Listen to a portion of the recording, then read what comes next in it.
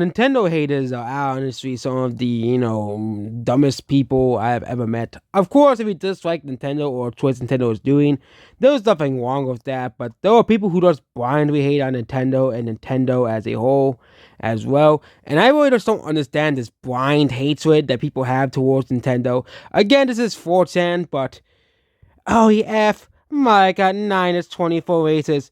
And of course, they're calling Nintendo fans artists. Like, this is just, offensive at this point. If you like Nintendo, apparently, you can't like Nintendo without being an artist. This is, or the other word they love to use is man-child.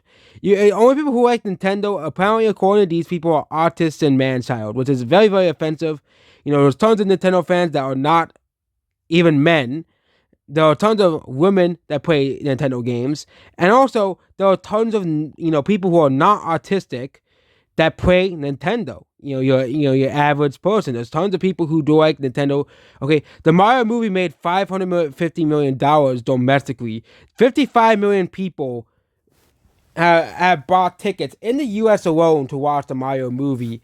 Okay, and I actually woke up the stats on autism in the US. That's why I paused the video.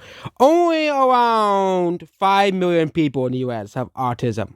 Only 5 million are considered actually autistic. Which means, even like the Wii U, guess what? There must have been 5 million people who bought a Wii U that were not autistic or man-child. Okay, it's obvious that Nintendo has, a mass appeal towards everybody. I keep trying to tell people this, these people this, but they just don't listen. They just don't care. And also with mods, okay, mods are mostly stuff made by the fans for the fans of said games, obviously as well. Okay, but again, complaining and relying on Nintendo for not including 24-player Kart and Mario Kart in like the first Mario Kart or Mario Kart Wii is just the most ridiculous argument I've ever seen. Mario Kart Wii was not meant for 24 players playing at once, okay? It was not meant for it. But yeah, that's another daily thing of Nintendo haters, obviously, and obviously, when it comes to Nintendo, Nintendo has a mass appeal towards everybody. Everybody can like Nintendo. Everybody can play Nintendo games. Everybody knows who Mario is. The Mario movie sold like 55 million tickets, obviously.